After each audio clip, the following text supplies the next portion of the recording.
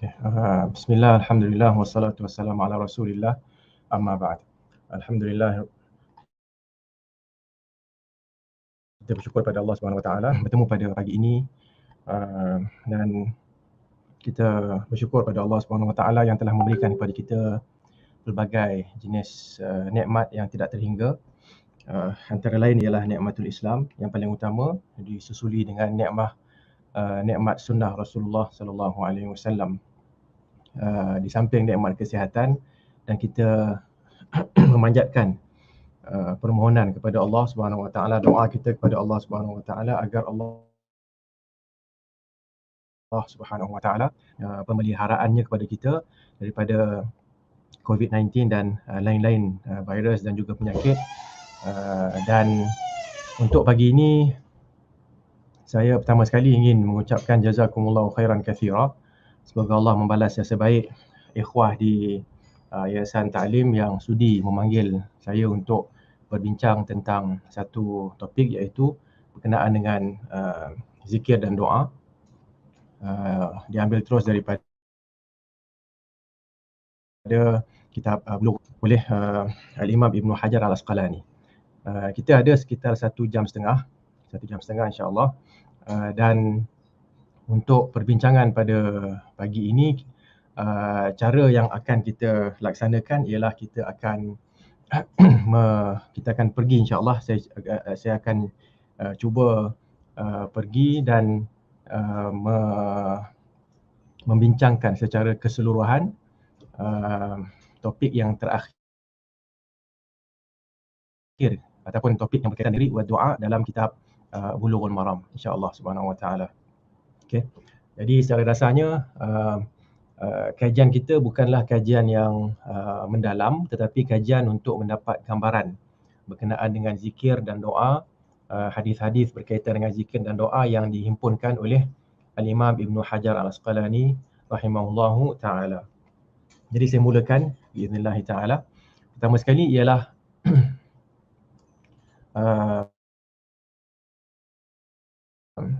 hadis daripada Abu, katanya Rasulullah sallallahu alaihi wasallam bersabda, yaqulullahu ta'ala ana ma'a 'abdi ma dzakarani wa taharrakat bi syafatah.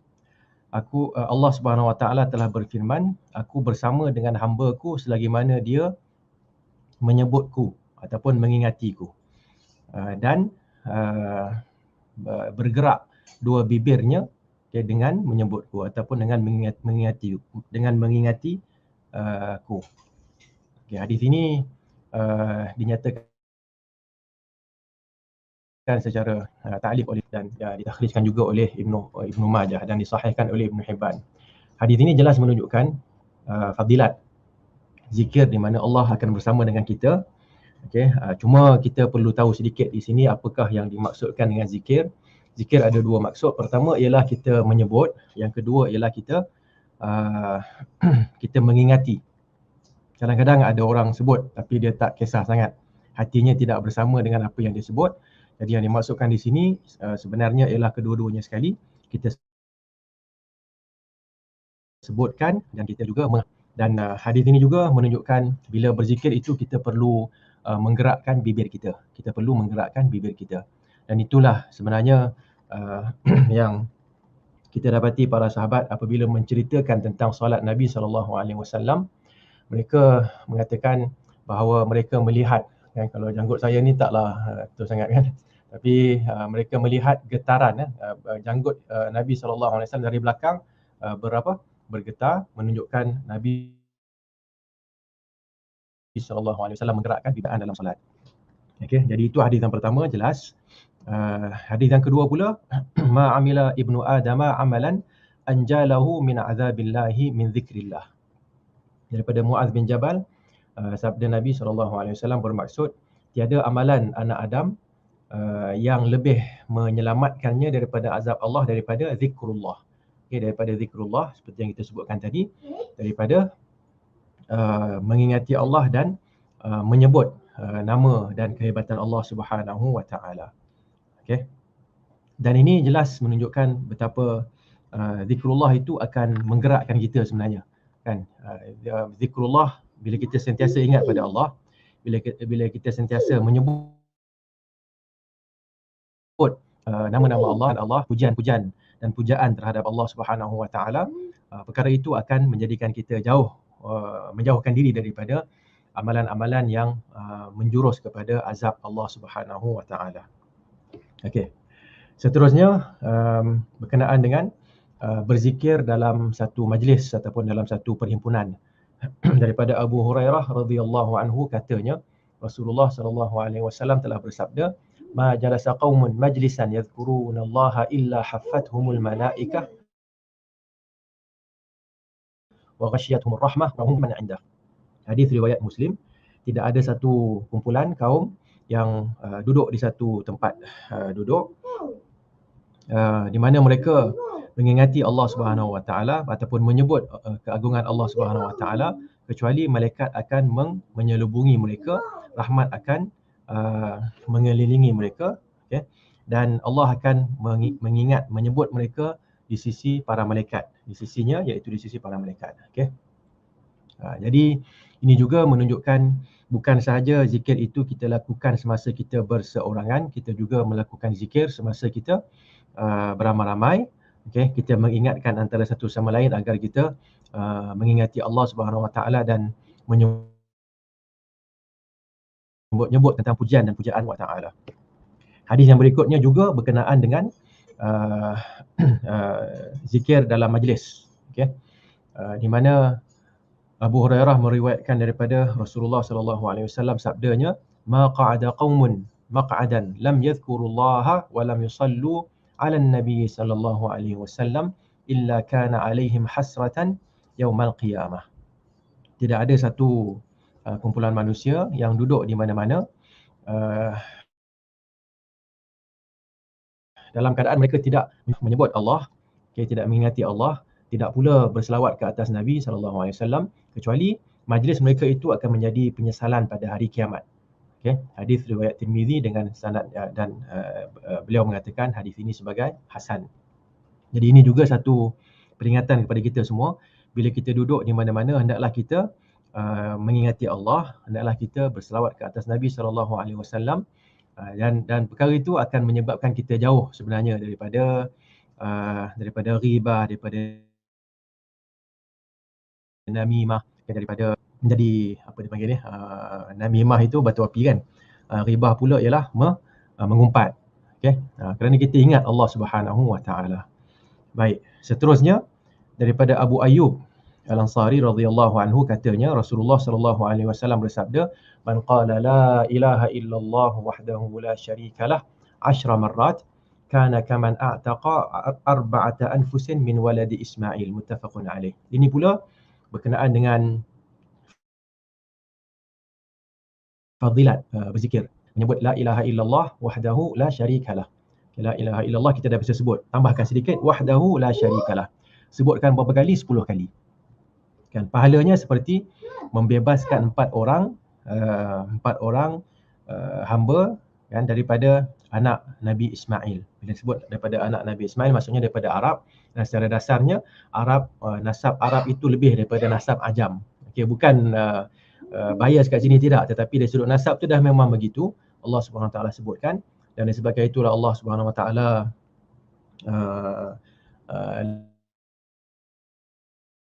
lantik Nabi Muhammad sallallahu daripada nasab yang paling mulia. Okey. Walaupun ketakwaan adalah perkara yang akan menjelaskan kebaikan kita di sisi Allah Subhanahu Wa Taala. Jadi besarnya pahala kita menyebut la ilaha illallah wahdahu la syarikalah, disebutkan sebanyak 10 kali, kita telah dapat membebaskan, pahalanya seperti membebaskan 4 orang daripada keturunan Nabi Ismail. Okey. Kemudian daripada Abu Hurairah radhiyallahu anhu katanya, Rasulullah telah bersabda, "Man qala subhanallahi wa bihamdihi mi'ata marrah huttat khatayahu wa in kanat mithla zabadil bahr." Muttafaqun alaih.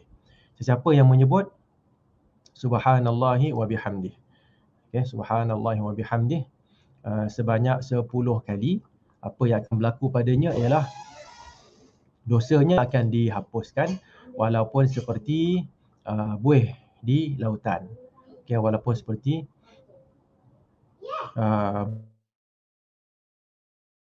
buih di lautan. Okay, hadis riwayat Bukhari dan juga Imam Muslim. Hadis muttafaqun alaih. Okay, jadi di sini kita dapati ada disebutkan 10 marrat, 100 marrah kan, 10 kali, 100 kali kan, 786 kali je yang tak ada kan.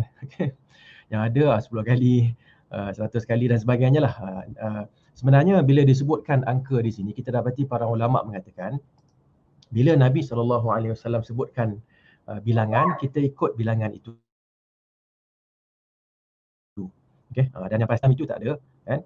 Jadi kita ikutlah apa sahaja bilangan yang disebutkan oleh Rasulullah SAW. Okay?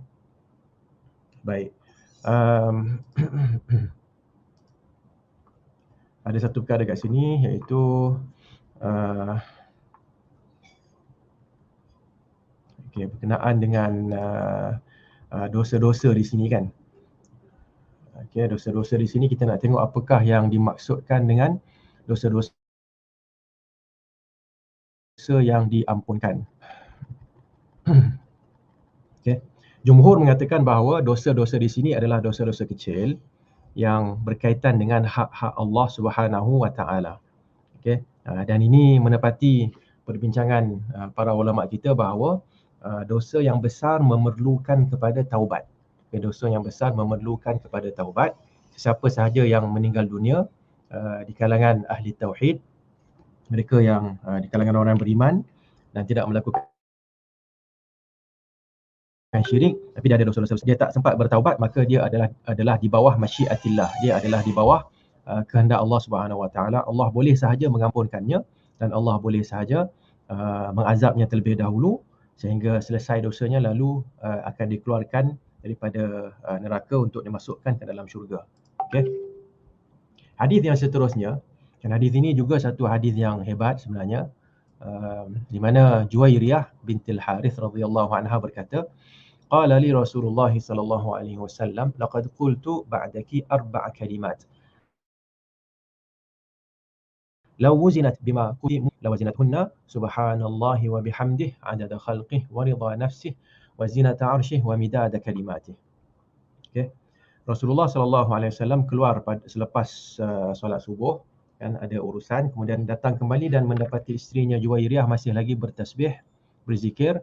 Lalu Nabi berkata kepada beliau, adakah engkau masih lagi dalam keadaan ini sejak aku keluar tadi? Juwairiyah mengatakan ya. Lalu Nabi berkata, sesungguhnya aku menyebut selepas kau, maknanya selepas aku tinggalkan kau tadi, 4 perkataan. 4 perkataan itu kalau ditimbangkan dengan apa yang kamu sebut tadi, apa yang aku sebut adalah lebih kuat, lebih berat lagi. Okay. Anggaran masa tu mungkin lebih kurang 20 minit, 30 minit Nabi SAW tinggalkan isterinya. Okay. Jadi kapan zikir yang disebut, yang dimaksudkan oleh Nabi SAW di sini ialah subhanallahi wa bihamdihi, maha suci Allah dan segala puji bagi Allah. Adada khalqihi, mengikut bilangan hamba-hambanya, bilangan makhluk Allah ni banyak sangat. Kita nak kira memang tak boleh. Jadi subhanallah wa bihamdi, aku memuji Allah, aku menyucikan Allah Subhanahu Wa Taala mengikut bilangan makhluk Allah Subhanahu Wa Taala. Jadi banyak kan. Okey. Wa ridha nafsihi, dan juga mengikut bilangan redha diri Allah Subhanahu Wa Taala terhadap apa sahaja yang Allah redha, kan, di kalangan nabi, malaikat dan sebagainya, amalan-amalan dan sebagainya. Okey, dan keredaan Allah adalah keredaan yang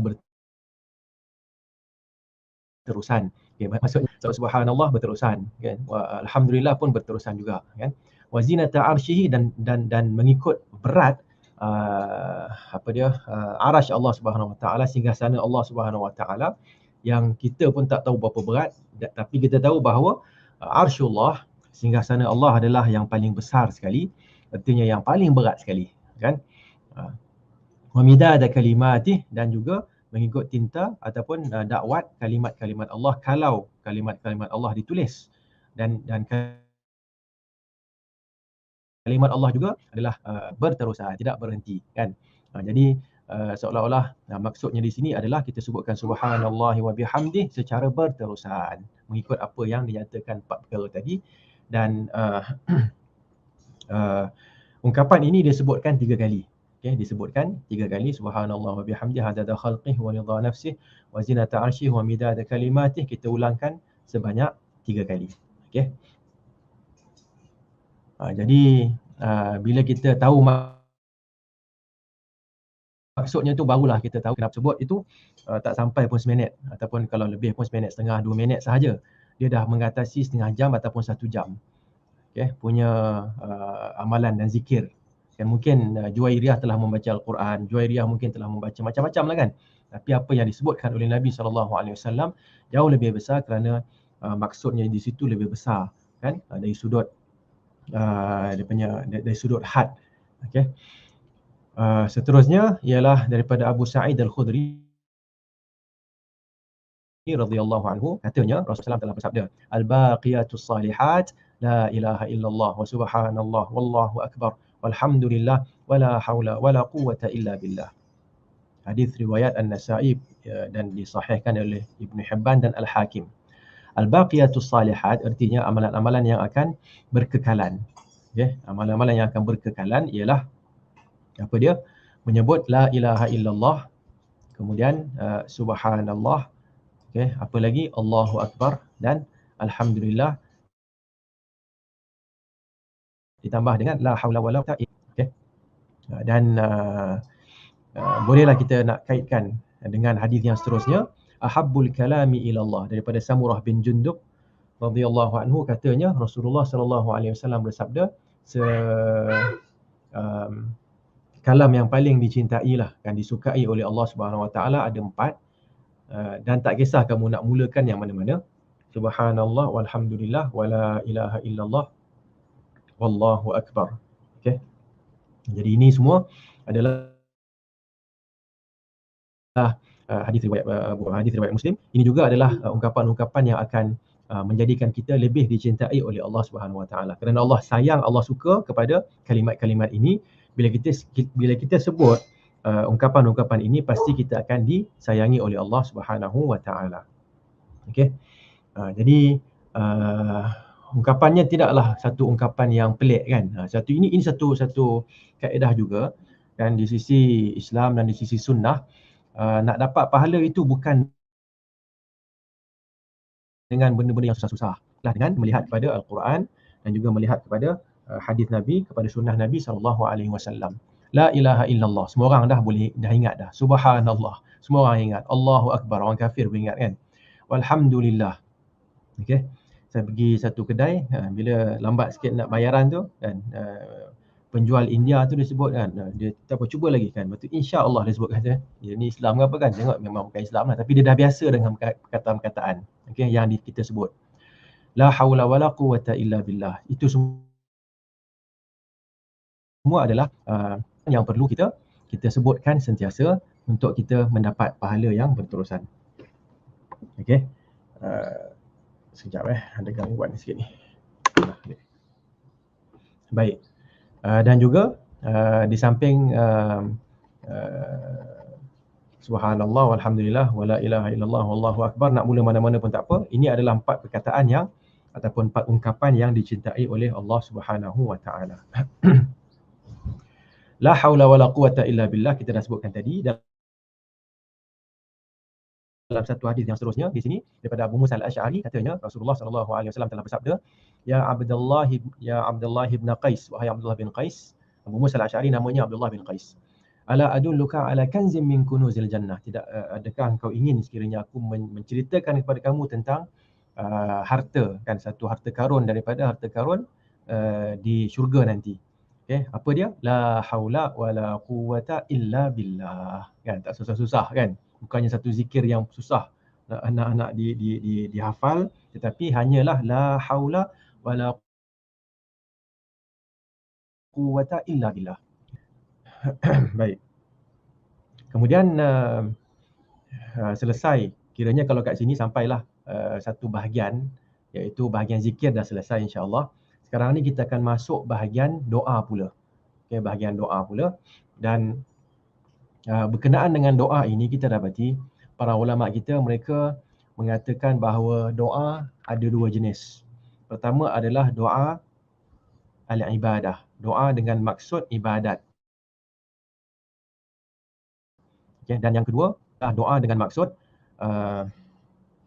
meminta. Doa dengan bermaksud kita berdoa dan meminta daripada Allah Subhanahu Wa Taala. Okay. Jadi bila kita sebagai ahli sunnah wal jamaah ni, kita kena faham bila sebut doa itu kan, bila Nabi SAW bila kita berbicara tentang doa, kita akan dapati doa adalah satu doa yang kita biasa atas dengan erti kata meminta. Okay, doa dengan erti kata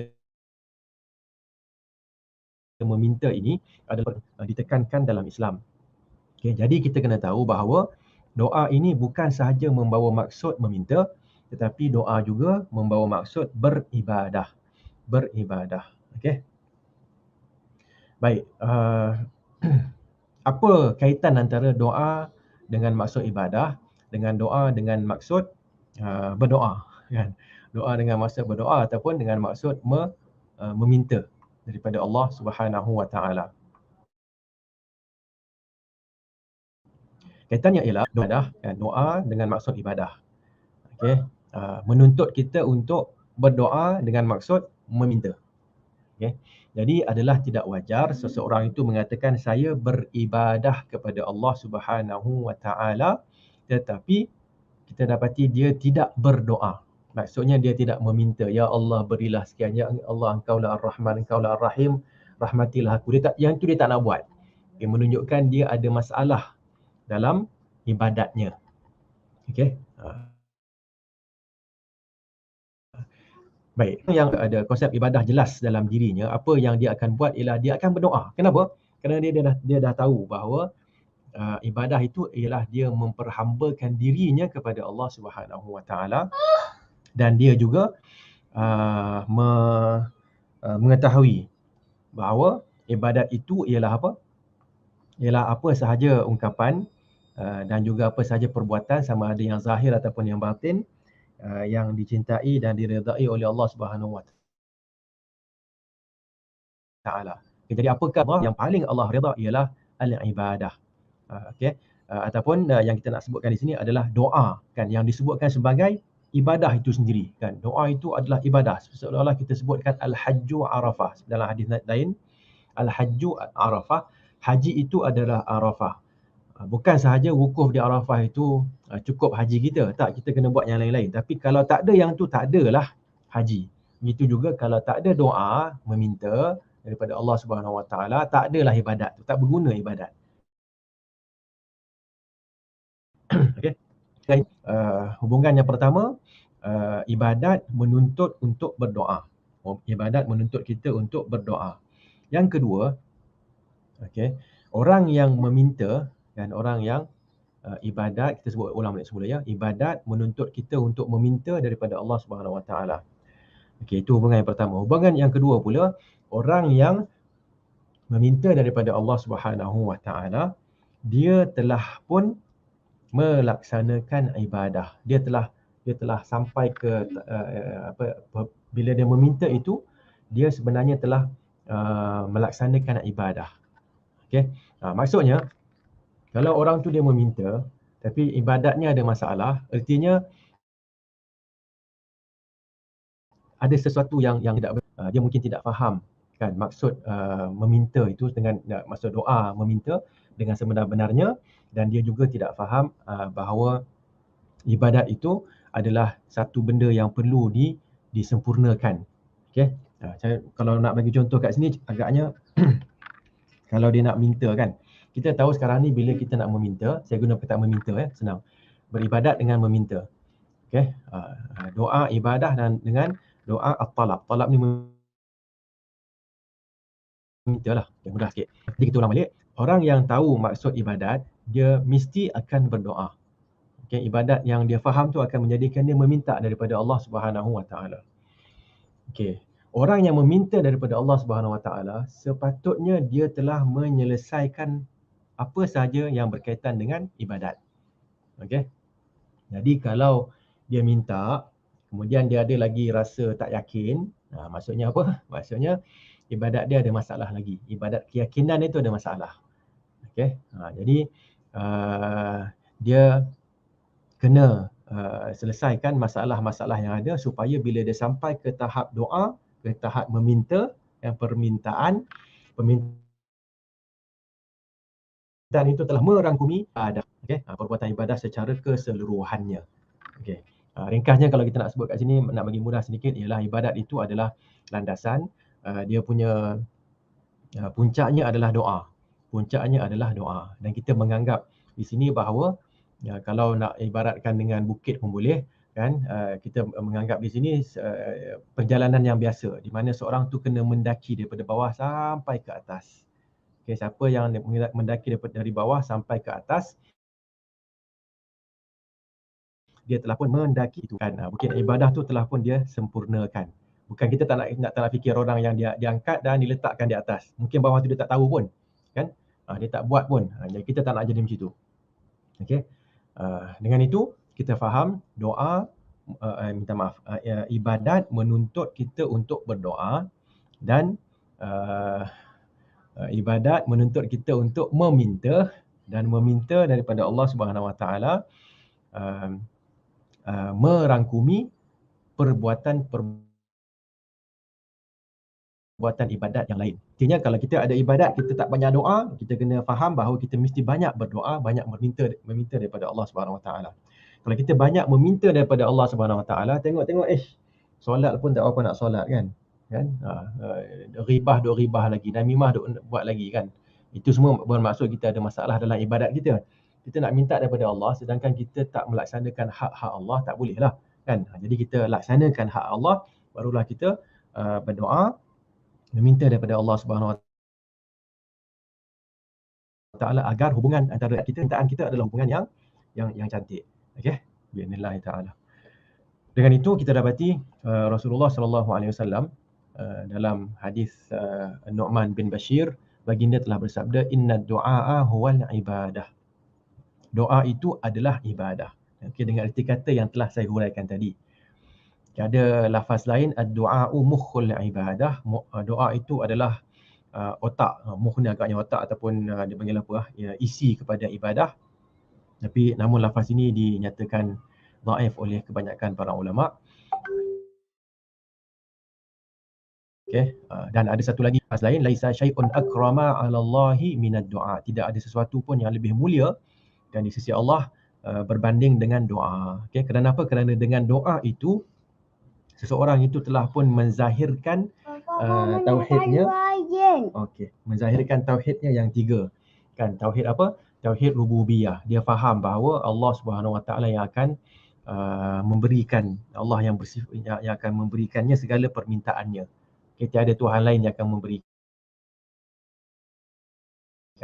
Dia faham juga bahawa Allah Subhanahu Wa Taala, dan dia akan menggunakan nama-nama dan sifat-sifat Allah dalam permintaannya itu, dalam doanya itu. Okey. Baik, antara sekarang ni kita nak masuk pula perbincangan tentang doa. Okey. Antara lain disebutkan dalam kitab ini, kitab Bulughul Maram, antara tempat yang dimakbulkan doa adalah bainal adhan, seperti yang disebutkan oleh Nabi sallallahu alaihi wasallam, ad-du'a'u bainal adhani wal iqamati la yuraddu. Doa di antara azan dan iqamah tidak akan ditolak. Dan huraiannya oleh orang yang menunggu solat, dia berada dalam solat. Okey, dan orang yang berada dalam solat, dia perlu dia kena tahu bahawa solat itu adalah mautinul istijabah.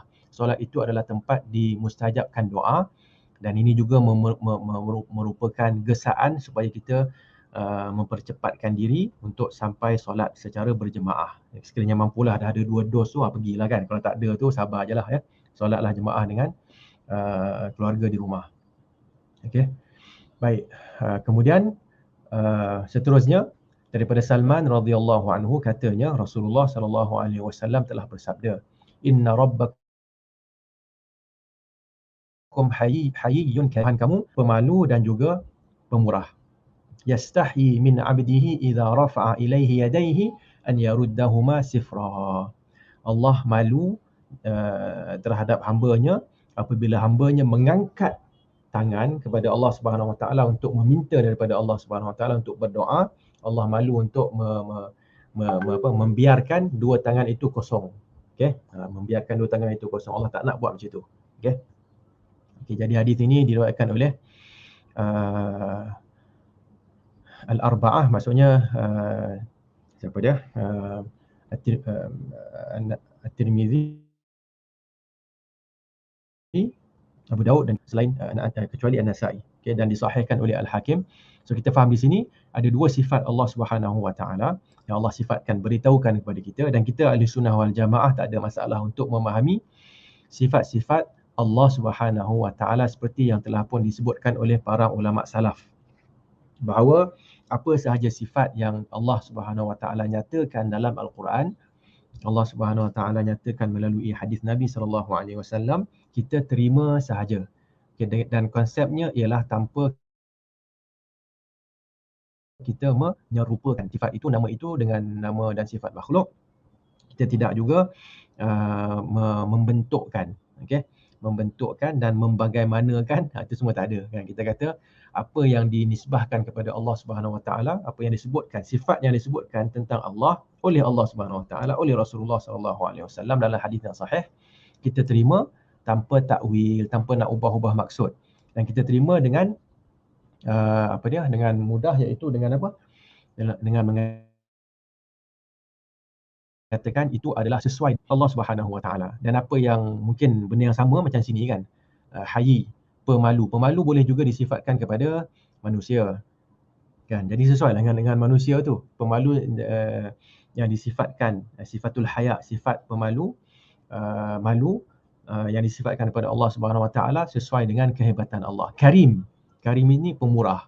Kita nampak ada orang pemurah kan. Tapi Allah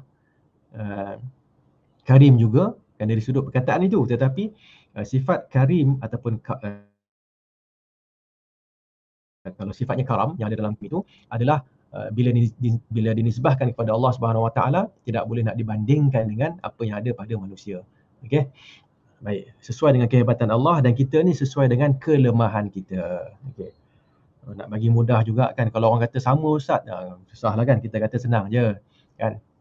Tengoklah kekuatan kita dengan kekuatan anak kita yang tak kuat tu, yang maknanya anak kita yang 2-3 tahun ni kan, boleh tak kita suruh dia angkat meja ke? Kita boleh lah angkat meja, tak ada masalah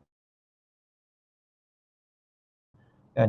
Dia tak ada masalah, walaupun dia ada kekuatan, bukan tak ada kekuatan. Kalau dia menangis sakit telinga kita, tetapi kekuatan dia itu, dia ada kekuatan pada suara, kita tak ada kekuatan pada suara lah. Dan dia tak ada kekuatan nak angkat. Walaupun dia ada kekuatan, kita ada kekuatan. Antara makhluk pun dah berbeza, apatah lagi antara makhluk dengan Allah Subhanahu Wa Taala.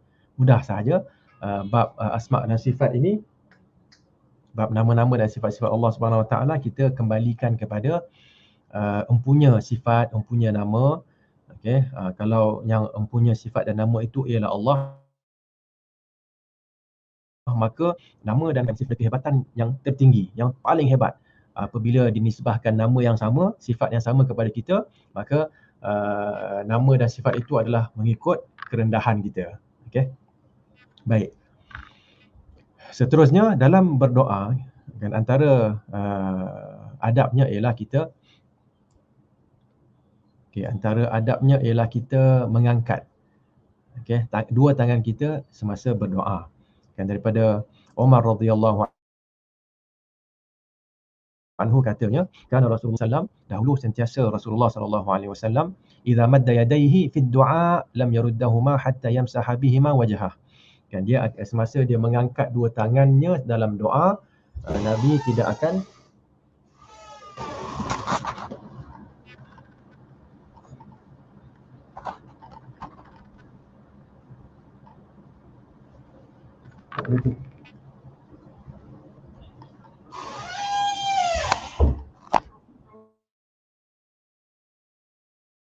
Sorry ada gangguan sikit. Nabi macam nak sebut tadi, saya ulang balik okay. Lam yaruddahuma hatta yamsaha bihima wajhahu. Kan, Nabi tidak akan melepaskannya sehingga mengusap wajahnya. Hadis riwayat At-Tirmizi. Dan Ibnu Hajar mengatakan bahawa hadis ini dengan syawahidnya sampai ke tahap hasan, walaupun kebanyakan ulama mengatakan ada dua bahagian kat sini. Bahagian pertama ialah dari sudut mengangkat tangan. Itu sabit secara ijma'. Kan, sabit secara ijma'. Mana hadis yang Nabi angkat tangan semasa berdoa, dan mereka juga mengatakan angkat tangan masa berdoa ini adalah apabila kita berada di tempat-tempat yang Nabi angkat tangan, kita pun angkat tangan. Solat istisqa kita angkat tangan. Okay? Tapi masa sujud tu, kan Nabi kata fa'akthiru fihi minad du'a, kan. Sujud ini adalah aqrabu ma yakunul abdu ila rabbih wa huwa sajid. Sebab baik sedekat-dekat seseorang hamba itu dengan Tuhannya adalah semasa dia sujud. Kan fa'akthiru fihi minad du'a, perbanyakkanlah doa, kan. Adakah kita masa sujud nak angkat doa? Jawapannya tidak, kerana Nabi tak buat. Kalau solat istisqa, kita tak boleh kata masa sujud saya tak boleh angkat, semasa istisqa pun saya tak boleh angkat. Tak, kerana Nabi angkat masa istisqa, kita pun angkat semasa istisqa. Okey, maknanya solat minta hujan tu kan. Okey, jadi begitulah kaedahnya.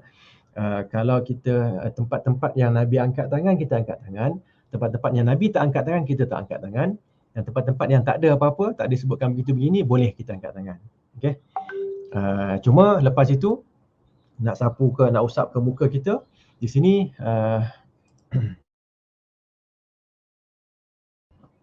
okey. Okey, beliau mengatakan ataupun sekejap saya tengok kat sini siapa dia.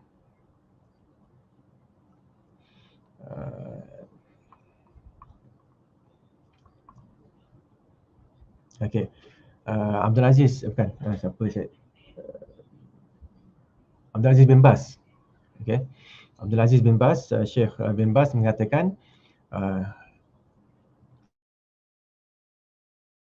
lepas doa tu kita nak sapu banyak yang atar. Lebih apa kita biarkan saja tanpa kita mengusapkan pada wajah kita, kerana kebanyakan ulama mengatakan ini adalah hadisnya tidak sahih.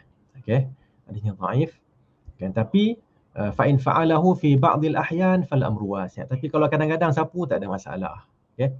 Wa ammal qaul bi annahu bid'ah fa huwa mahallu nazar. Tapi nak mengatakan ini adalah bid'ah, itu adalah sesuatu yang perlu dibincangkan. Maknanya tak bolehlah nak katakan benda tu bid'ah, kan. Okey.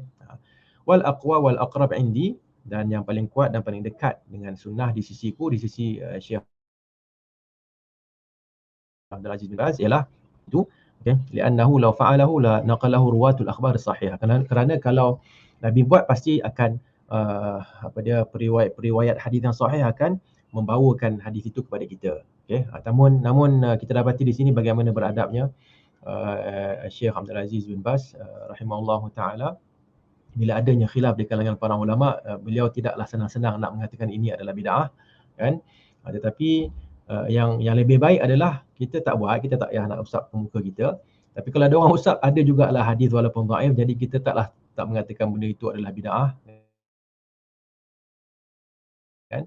Masih lagi, dan kalau kita buat sekali-sekala pun tak ada masalah. Okey, so ini pandangan yang saya kira agak moderate daripada Syekh bin Baz. Kemudian dalam doa, kan, antara perkara yang perlu ditekankan ialah kita memperbanyakkan selawat ataupun kita berselawat ke atas Nabi SAW. Okey. Dan selawat ke atas Nabi, salat ke atas Nabi, pahalanya memang besar di sisi Allah Subhanahu Wa Taala. Man shalla alaihi salatan sallallahu alaihi biha asyra. Kita selawat sekali, kita diselawatkan oleh Allah sebanyak 10 kali, kan. So kita akan mendapat pahala sebanyak 10 kali di situ. Pahala dan juga peliharaan daripada Allah Subhanahu Wa Taala. Dan Nabi SAW mengatakan, inna awlan nasi bi yaumal qiyamati aktsaruhum alayya. Orang yang paling utama dengan aku pada hari kiamat nanti ialah orang yang paling banyak solatnya ke atasku, ke atas Nabi Muhammad SAW. Okey.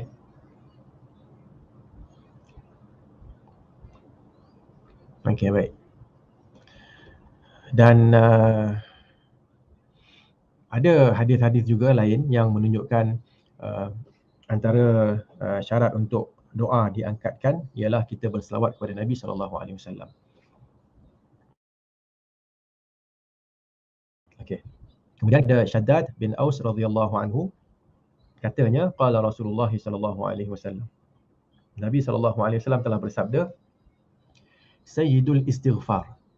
Okay. Sayyidul istighfar penghulu kepada istighfar, penghulu kepada ungkapan kita meminta ampun daripada Allah Subhanahu Wa Taala, ay yaqula al-'abdu, ialah seseorang hamba itu berkata, Allahumma anta rabbi, ya Allah engkaulah Tuhanku, la ilaha illa anta, tiada Tuhan yang benar, khalaqtani wa ana 'abduk, engkaulah yang telah menciptakan aku dan akulah hamba-Mu, wa ana 'ala 'ahdika wa wa'dika mastata'tu, dan aku berada di atas perjanjian terhadap-Mu dan juga wa ana 'ala 'ahdika wa wa'dika mastata'tu, dan aku berada di atas perjanjian dan kesetiaan kepadamu selagi mana aku mampu. A'udzubika min syarri ma sana'tu, aku berlindung denganmu daripada keburukan. Abu'u laka bi ni'matika alayya, aku kembali kepadamu dengan segala nikmat yang kau berikan, kurniakan kepadaku. Wa abu'u laka bi dhanbi, dan aku kembali kepadamu dengan dosaku. Faghfirli, maka ampunkanlah aku. Fa innahu la yaghfiru dzunuba illa anta, kerana sesungguhnya tidaklah mengampunkan segala dosa itu kecuali engkau sahaja. Hadis riwayat Al-Imam Al-Bukhari. Okey. Dia memanglah sebenarnya kalau kita nak istighfar, kita sebut astaghfirullah pun cukup dah. Kan cukup dah. Kan jangan pula ada yang kata, Allah macam mana ustaz, saya tak boleh nak istighfar, doa ni panjang ustaz kan. Okey. Dia caranya ialah kalau kita kalau kita sebut Allahumma ghafirli cukup dah. Astaghfirullah pun cukup dah sebenarnya. Tapi kalau nak yang lebih utama, Nabi ajarkan kepada kita. Tapi ustaz panjang tak ada masalah. Kita boleh minta anak kita untuk printkan benda ni.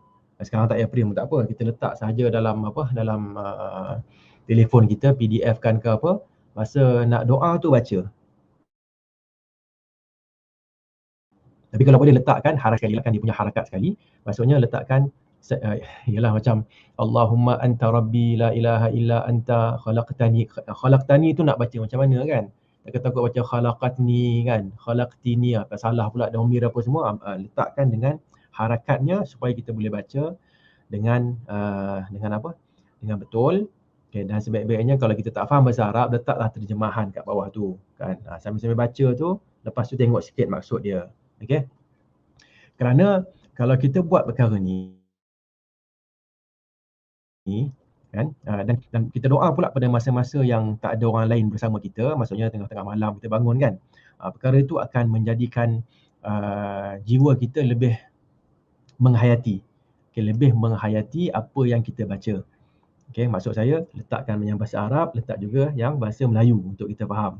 Kalau kita bahasa Melayu pun tak faham, ustaz, bahasa Inggeris lah, letaklah bahasa apa pun yang kita faham tu letak kat situ supaya bila kita baca tu, oh patutlah dia jadi Sayyidul Istighfar. Kerana ada unsur-unsur yang hebat dalam doa ini ataupun ungkapan istighfar di sini. Antaranya ialah kalau kita tengok balik semula kan, Allahumma anta rabbi. Kita terima apa dia panggil ni? Rububiyah Allah Subhanahu Wa Taala. Firaun tak terima kan?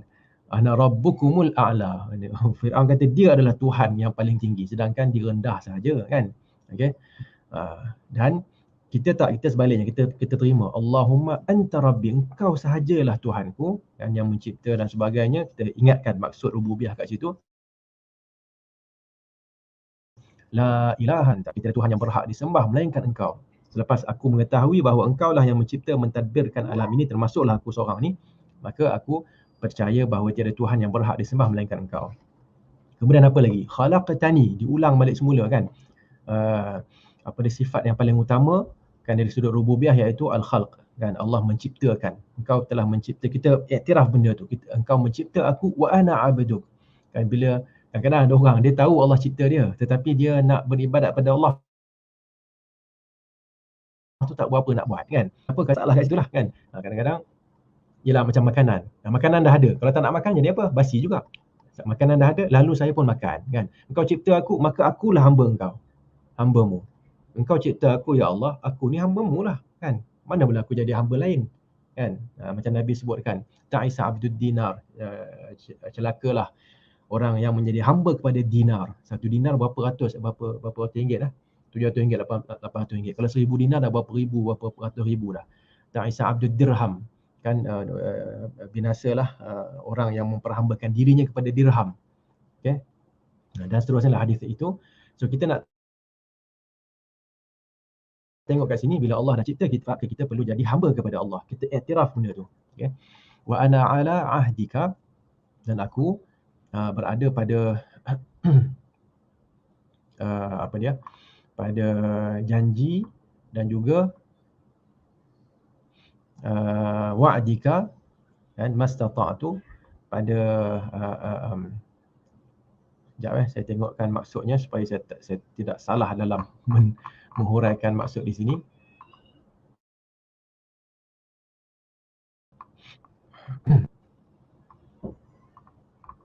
Kat sini.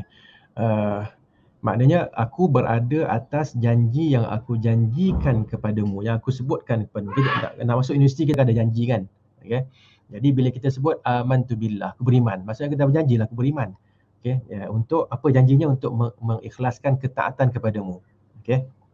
Dan juga wa'dika ialah janji Allah kepada kita. Okay, so kalau nak faham dengan lebih mudah, ahdika ialah apa aku janji aku kepadamu, aku akan pegang. Okey, dan janjimu kepadaku, aku juga akan pegang juga, iaitu apa? Iaitu engkau akan menerima taubatku dan engkau akan memberikan pahala kepadaku. Okey, so ini kita kena ingat, benda ni cukup menarik, kan? Iaitu apa? Kadang-kadang kita buat sesuatu dan kita tahu pahalanya besar, tapi nak dapat pahala tak dapat tu kita tak yakin. Kita tak tahu nak dapat tak dapat. Tak, kita kena yakin kalau aku buat benda ni aku dah akan dapat pahala ni. Tapi buat betul-betul lah kan. Okey, jadi kalau aku buat betul-betul, pahala ni aku akan dapat. Kan? Sebab tu kita dapati para sahabat, bila mereka dengar je tentang syurga pahala ni, saya tak ingat nama seorang sahabat ni, mungkin ada yang boleh bantu. Bila dia dengar Nabi mengatakan kita kena perang dalam peperangan Uhud kan. So di tengah makan kurma, dia baling kurma tu kan. Bah kan, dia tak nak makan kurma ni. Kan banyak masa kan aku akan tangguh untuk dia, dan dia pergi perang kan. Okay, Abdullah bin Umar radhiyallahu anhuma, bila dengar hadis qirat, hadis karat untuk yang solat jenazah kan, dia hanya solat jenazah balik kan. Jadi bila dia dengar Abu Hurairah cerita siapa solat jenazah dapat 1 karat, siapa iringi jenazah sampai habis dapat 2 karat. Alamak, dia pun dah tension sikit lah kan. 1 karat tu besar sebesar bukit yang paling besar kan.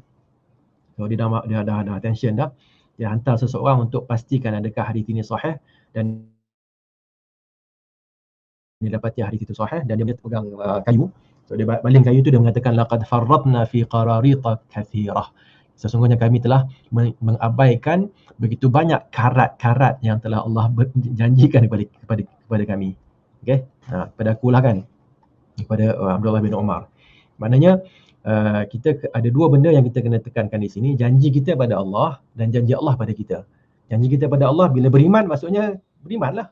Kan dia macam masuk askar kan. Masuk askar nak keluar gitu mana boleh. Masuk Islam pun begitu juga.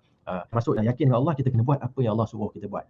Okey. Dan bila kita dah janji begitu, kita kena ingat janji Allah pada kita bahawa Allah akan terima taubat kita, Allah akan berikan pahalanya kepada kita sekiranya kita buat dengan cara yang betul. Mastata'tu, mengikut kemampuanku. Dan ini juga menunjukkan manusia ni ada kuasa kan, dan kadang-kadang kuasanya itu ada, kadang-kadang dia naik, dia turun kan. Okey, tak apalah, yang pentingnya kita dah nyatakan pada Allah, ya Allah, aku akan berpegang dengan aku janjiku terhadapmu, akan menuntut janjimu terhadapku, mastata'tu, selagi mana aku mampu nak melaksanakan perkara tersebut. Yang menunjukkan yang aku ni sebenarnya lemah kan, ada masa-masa aku tak mampu sangat kan. Jadi dengan itu aku nak beritahu dulu bahawa aku ni adalah manusia yang lemah kan, dan memerlukan bantuan. Okey, apa bantuan seterusnya yang kita minta? A'udzubika min syarri ma sana'tu, aku berlindung dengan engkau daripada keburukan yang aku minta. Okey, ini juga satu iktiraf. Kita kena percaya dulu yang kita ni buat salah, barulah kita boleh minta ampun. Kadang-kadang kita dalam meeting kan, siapa punya salah ni tunjuk sana, saya tak salah, orang lain dia tak mengaku. Mengaku tu yang paling penting sebenarnya. Mengaku dulu kan, lepas tu barulah kan kita buat apa? Kita cari cara nak selesaikan. A'udzubika min syarri ma sana'tu. Aku berlindung dengan Engkau ya Allah daripada keburukan yang aku buat. Apa saja keburukan yang aku buat, aku minta perlindungan. Kan Engkau lah yang boleh nak bantu aku untuk mengatasi keburukan tersebut. Abu'u laka bi ni'matika alayya. Dan aku kembali kepada Engkau, kan, bertaubat kembali kepada Engkau dengan nikmatmu kepadaku. Walaupun aku buat salah tadi, syar tadi, kan, dengan nikmatmu engkau akan dapat menghapuskan keburukan tersebut dan memberikan kurniaan kepadaku. Wa abu'u laka bi, ulang balik semula kan. Aku juga kembali kepadamu dengan dosa-dosaku. Kan, maknanya kita iktiraf, kita percaya kita berdosa dan kita kembali pada Allah, beritahu ini dosa-dosanya, kan. Faghfirli, tapi tak berhenti situ. Ini dosa-dosanya dan aku berbangga. Tak boleh lah kan. Ini dosa-dosanya dan aku minta engkau ampunkan dosaku. Kerana aku mengetahui tiadalah yang mengampunkan dosa kecuali engkau ya Allah. Okay, so ini adalah satu sayyidul istighfar ataupun penghulu istighfar, antara lain ialah kerana adanya iktiraf kita di situ. Kita mengaku kelemahan kita. Kita mengaku kelemahan, meminta Allah Subhanahu Wa Taala agar memberikan kurniaannya, pengampunannya terhadap apa sahaja bentuk kelemahan yang telah kita lakukan. Okey. Baik, kita teruskan sedikit lagi. Daripada Abdullah bin Umar radhiyallahu anhuma, katanya lam yakun Rasulullah sallallahu alaihi wasallam yad'u haula'i kalimati hina yumsi wa hina yusbih. Dan Nabi tidak pernah meninggalkan ungkapan-ungkapan berikut ini semasa pagi dan juga semasa petang. Okey, iaitu apa? Allahumma inni as'aluka al-afiyata fi dini wa dunyaya wa ahli wa mali. Allahumma astur awrati wa raw'an wahfazni min bayni yadayya wa min khalfi wa an yamini wa an shimali wa min fawqi wa a'udzu bi'azamatika an ughtala min tahti. Okay, so ini juga antara perbuatan ataupun sunnah Nabi SAW. Hadis riwayat An-Nasa'i, Ibnu Majah dan disahihkan oleh Al-Hakim. Okay, maksudnya, ya Allah, sesungguhnya aku meminta daripadamu al-afiyah. Afiyah iaitu kesejahteraan dalam agama, lepas tu barulah dunia, lepas tu keluarga dan harta. Okay, so minta kesejahteraan dalam dunia dulu, jangan minta dalam agama dulu. Minta agama kita sejahtera, dunia kita ada masalah sikit pun tak apa. Tapi minta juga dunia, jangan kata aku yang penting dunia, yang penting agama aku okey, kan dunia tak okey pun tak apa, tak, kan. Kita tidak diajar begitu. Kita diajar untuk minta afiah ataupun kesejahteraan dalam semua perkara yang kita akan lalui. Okey, apa? Pertama sekali dunia. Minta maaf. Pertama saya sebut dunia, saya din, iaitu agama. Agama, kan, kemudian dunia, kemudian keluarga, kemudian harta. Okay, kalau kita tengok tertib ini pun sebenarnya ada hikmah kat sini kan. Kan, pertama sekali bila kita sebutkan din, lepas itu barulah dunia, artinya kalau sejahtera kita dalam agama, dalam din, kan, kita juga akan sejahtera dalam dunia walaupun dunia kita tak berapa sejahtera. Okey. Ulang balik semula. Kalau kita dapat dalam agama, kan, dunia kita akan jadi sejahtera. Kan, walaupun dunia kita tu sebenarnya tak sejahtera sangat. Macam mana? Maksudnya kalau kita punya pemikiran ni pemikiran yang mudah, kita faham setiap seorang ada rezeki. Kan? Dunia kita akan jadi tenang walaupun kita pakai kereta apa yang kecil sekarang ni, Azia kan, contohnya. Azia. Ataupun apa-apalah yang kecil, kancil lah tak ada dah kot agaknya. Yang barulah kita sebut, kereta baru Azia.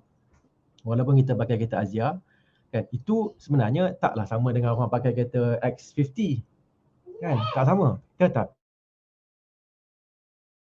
Ini disebabkan dunia agama dah ada afiah, dah ada kesejahteraan, kita tak kisah pun, tak ada masalah. Kan, kita tak nak kata dia sepatutnya aku yang dapat X50, sepatutnya dia yang Azia. Tak ada, kita tak kisah yang tu dah. Yang penting ada kereta, alhamdulillah, kan. Okey. Dan pada masa yang sama, kita minta juga wa dunia ya, dan juga dunia aku. Kita mintakan kesejahteraan pada dunia aku. Kesejahteraan pada dunia tidak semestinya kita banyak, tetapi ada keberkatan pun dah memadai. Okey. Bahkan itulah dia yang kita minta sebenarnya. Wa ahli. Bayangkan. Okey, selepas itu keluarga dan harta. Kenapa tak diletakkan harta dulu? Diletakkan keluarga dulu.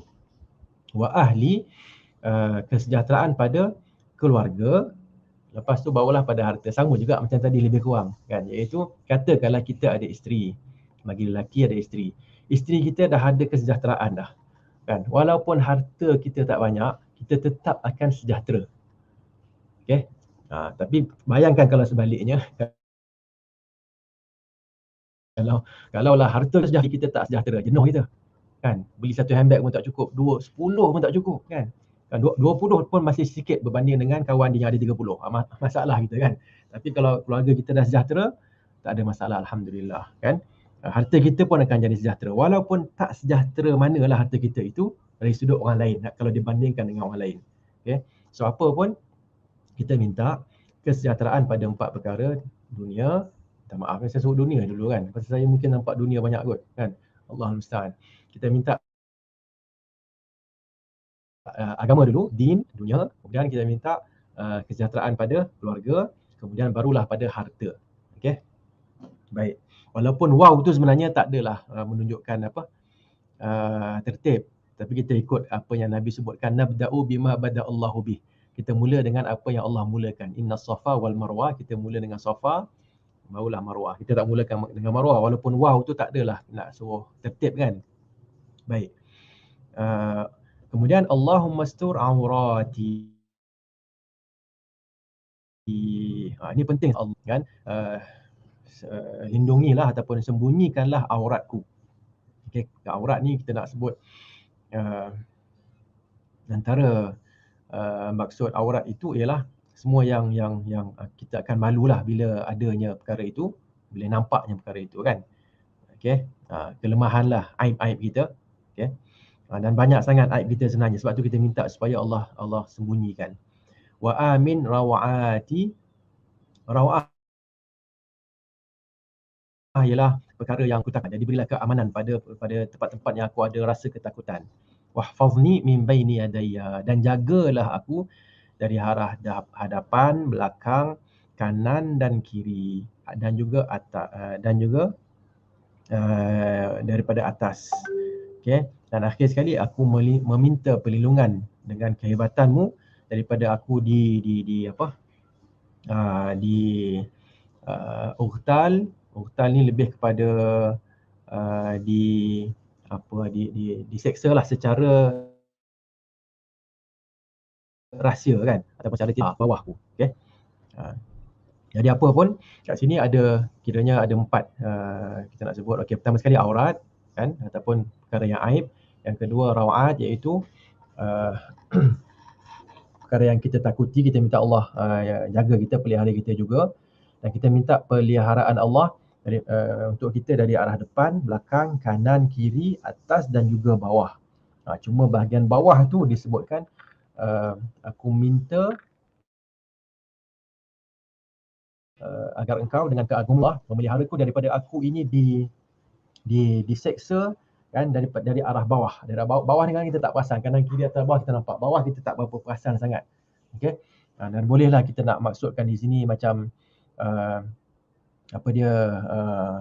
gangguan daripada orang yang terdekat kan. Kadang-kadang orang yang dekat-dekat dengan kita ni, dia ganggu kita lebih sakit daripada orang luar kan.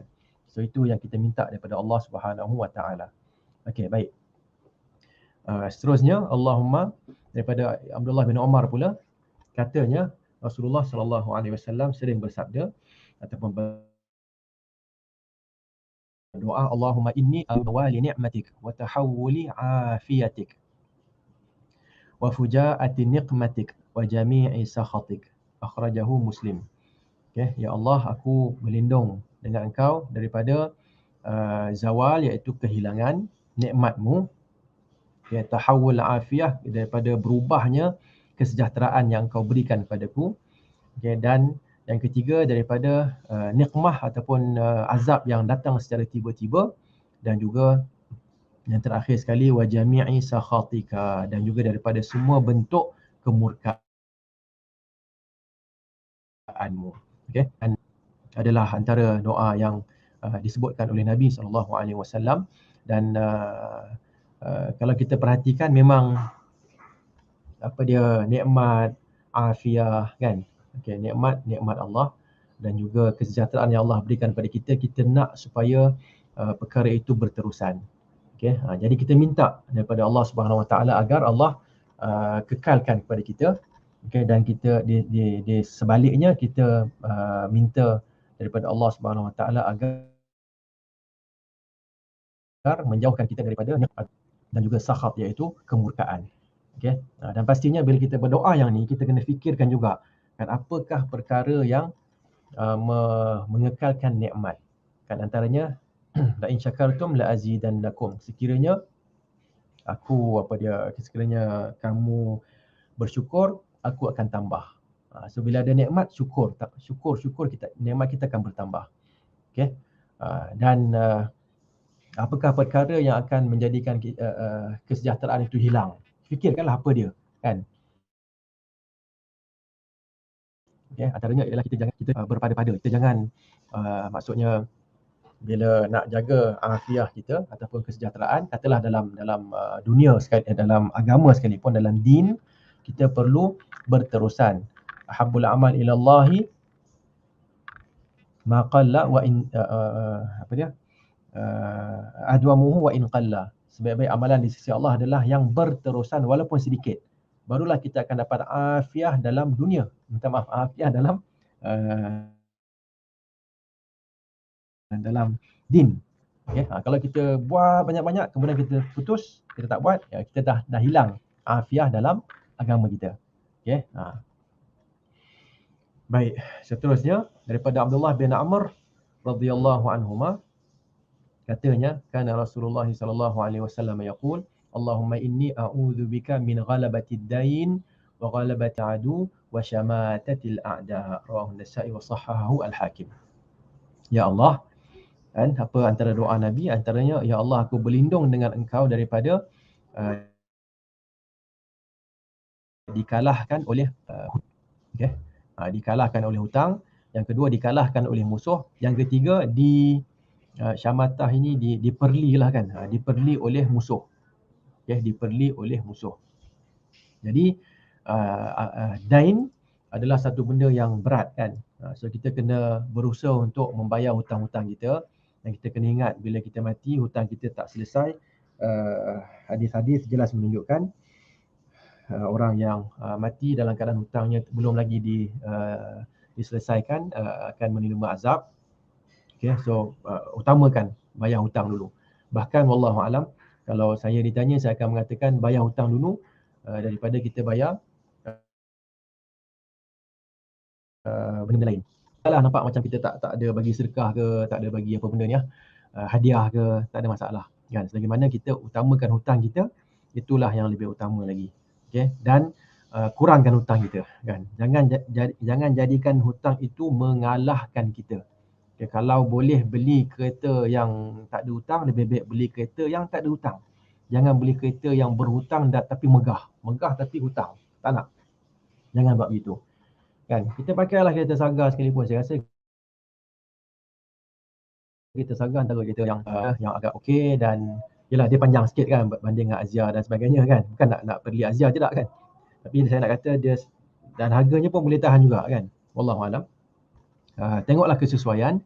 Bila perlu beli kereta, belilah kereta yang kita senang nak habiskan bayaran.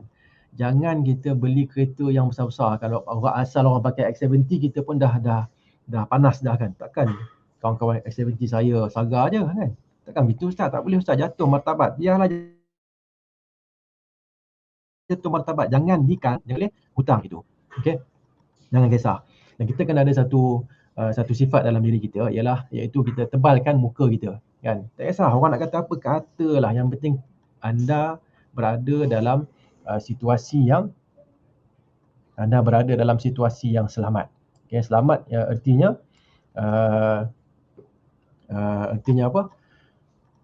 Artinya selamat daripada ni tadi tu, daripada hutang. Kan, jangan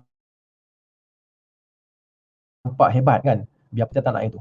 Biar apa kita nak sebut lah, biar nampak lekeh asalkan kita ni sebenarnya tidak berhutang. Macam tu kita ubahlah perkataan yang sesuai kan. Okey. Wa ghalabatil adu, dan kita juga minta agar Allah jauhkan kita daripada dikalahkan oleh musuh. Kan pastinya musuh dia akan menjatuhkan, kan. Innal muluka idza dakhalu qaryatan afsaduha wa ja'alu a'izzata ahliha adillah. Kan, raja-raja yang merupakan musuh kepada satu-satu tempat, kalau dia masuk kebiasaannya, dia akan buat apa? Dia akan membuatkan kerosakan dan dia akan menjadikan orang yang mulia di situ sebagai orang yang hina. Okey. Jadi kita tak nak berlaku perkara tu. Wa syamatatil a'da, syamatatil a'da ialah musuh perli pada kita kan. Okey. Musuh gembira dengan musibah yang berlaku pada kita. Dan dia tak menang dengan kita pun. Tapi bila ada berlaku sesuatu yang tak elok pada kita, dia bergembira. Itu kan.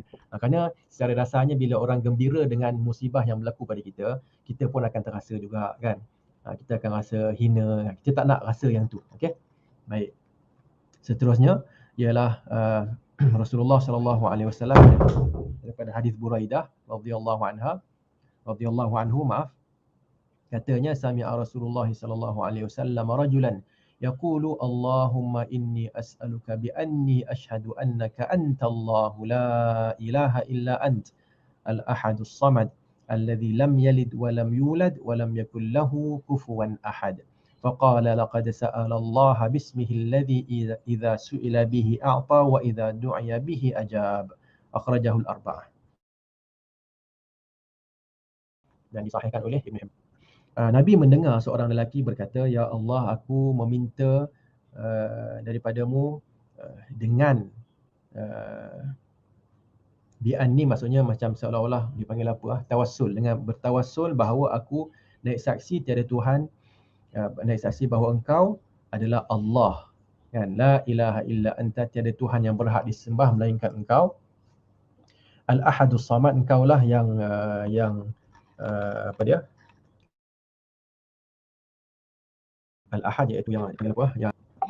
Yang unggul. Okey. As-samad tempat merupakan tempat untuk dia permintaan pertolongan daripada makhluk. Alladzi lam yalid wa lam yulad, yang tidak beranak, tidak pula diperanakkan. Walam yakul lahu kufuwan ahad, dan tidak mempunyai sesuatu pun yang serupa dengannya. Okey, bila Nabi dengar yang tu kan, doa lelaki, ada seorang lelaki di kalangan sahabat baca doa tu, Nabi kata apa? Laqad sa'alallah bismihi alladhi idza su'ila bihi a'ta. Dia minta Allah dengan nama Allah yang mana apabila Allah diminta dengan namanya itu, Allah akan beri. Dan Allah apabila didoa, bila ada orang doa menggunakan nama itu, Allah akan sambut, Allah akan perkenankan. Okey, di sini terdapatnya khilaf ulama apakah yang dimaksudkan dengan nama ini. Dan nama ini disebutkan sebagai Ismullahil A'zam, nama Al-Ismul A'zam ataupun nama yang paling hebat sekali. Ada sekitar 3 qaul kat sini. Pertama adalah Allah sendiri, kan? Allah itu adalah okey. Ataupun pertama ialah yang disebutkan di sini keseluruhannya. Kan? Keseluruhannya, inilah dia Ismullahil A'zam. Maknanya kita sebut kecil yang doa yang sama di sini. Kan? Allahumma inni as'aluka bi anni ashhadu annaka antallahu la ilaha illa anta al-ahadus samad alladzi lam yalid wa lam yulad wa lam yakul lahu kufuwan ahad. 5 rangkap inilah semua sekali. Okey. Pandangan yang kedua, al-Ismul A'zam ialah Al-Hayyul Qayyum. Okey. Itu adalah pandangan yang kedua.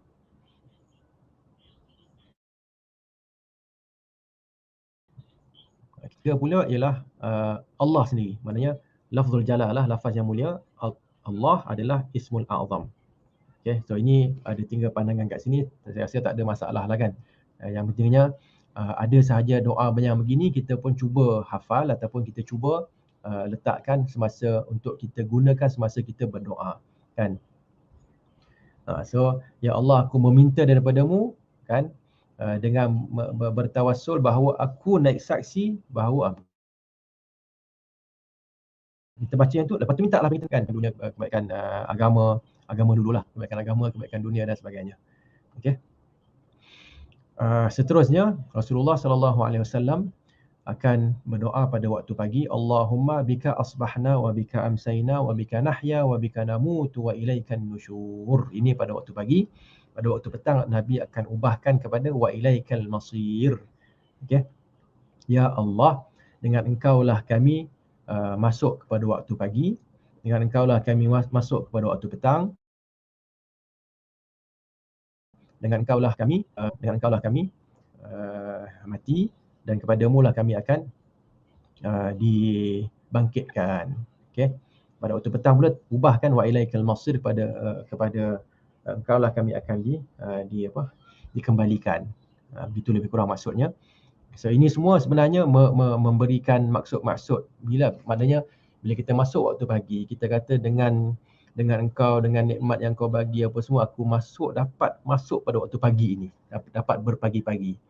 Okey, kita dah kaitkan pagi ini adalah dengan rahmat Allah Subhanahu Wa Taala, izin Allah. Okay, petang nanti pun begitu. Hidup ini semua dengan izin Allah, dengan rahmat Allah, dengan Allah kita dapat hidup. Kan? Dan mati pun begitu juga. Okay? Dan kita akan kembali kepada Allah, kita akan dibangkitkan kepada Allah nanti. Bila itu sentiasa kita sebutkan dan maksudnya juga dihayati, insya-Allah hari itu kita tak jauhlah daripada Allah Subhanahu Wa Taala. Okey. Baik. Kemudian sedikit lagi rasanya masa pun tinggal sedikit. Anhu katanya kana aktsaru du'a'i Rasulillah sallallahu alaihi wasallam Rabbana atina fid dunya hasanah wa fil akhirati hasanah wa qina azaban nar. Doa ni memang masyhur alhamdulillah, dan kita pun disebabkan banyak orang baca, kita pun dah hafal doa ni alhamdulillah. Dan hadis muttafaqun alaihi yang baru kita baca tadi daripada Anas menunjukkan ini adalah doa Nabi yang paling banyak. Okey. So saya bukan apa, kadang-kadang bila kita tengok yang ni kita faham wallahu alam, mungkin ada orang dia boleh nak hafal semua ni. Ada orang dia nak hafal sikit, dia akan lupa sikit, dia kena baca. Dan ada orang bila baca pula, ya Allah kan, sekejap lagi ada satu lagi doa kat sini kan, takut kita salah baca kan. Okey. Kalau lagi pula kalau tak ada harakat. Ustaz-ustaz pun tak ada harakat, kadang-kadang salah baca juga kan. Okey. Jadi di sini bila adanya doa-doa yang macam ni kan, doa yang Nabi paling banyak baca adalah Rabbana atina fid dunya hasanah wa fil akhirati hasanah wa qina azaban nar.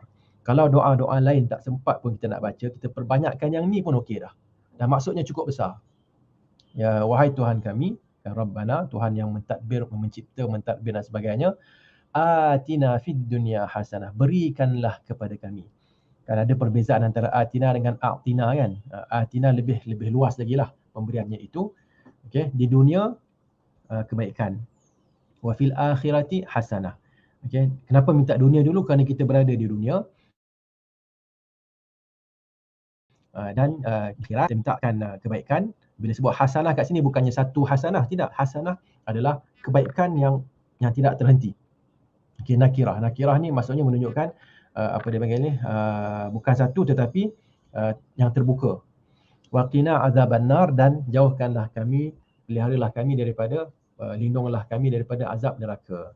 So sebenarnya doa ni kita dah lebihkan akhirat. Kerana ada 3 doa kat sini kan.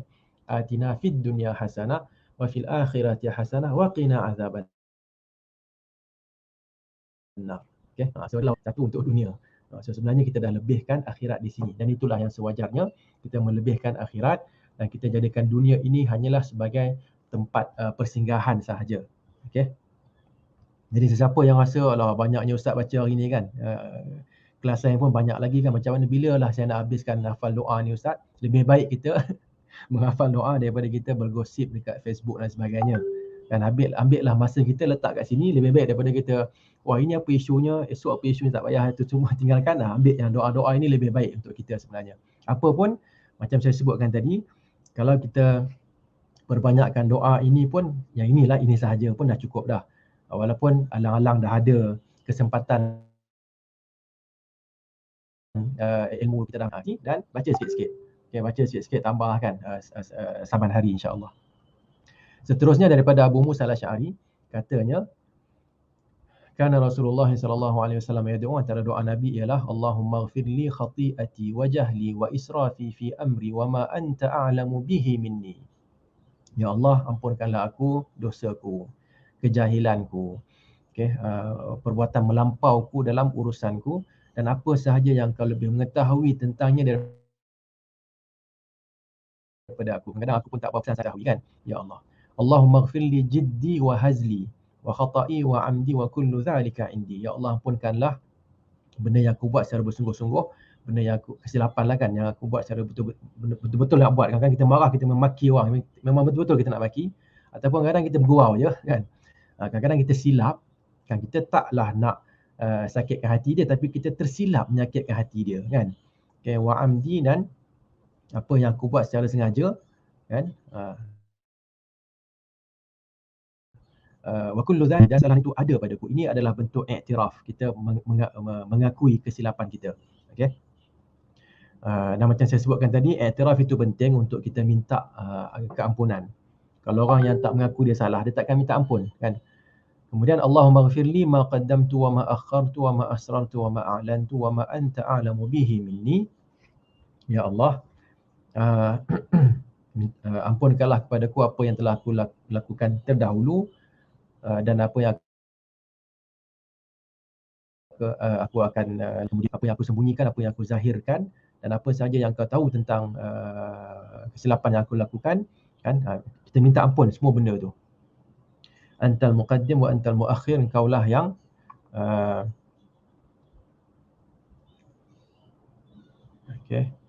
engkaulah al-muqaddim dan juga al-muakhir kan.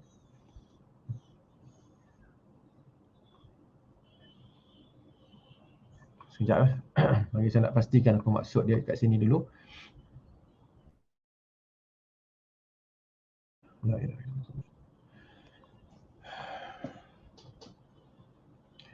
Okey, antal muqaddim wa antal muakhir, anta tuqaddimu man tasha'u min ibadika ilal jannah. Engkaulah yang akan mendahulukan sesiapa sahaja yang kau inginkan kepada syurga dengan taufik yang kau berikan kepadanya untuk beramal salih, dan bantuan yang kau berikan kepadanya untuk beramal salih.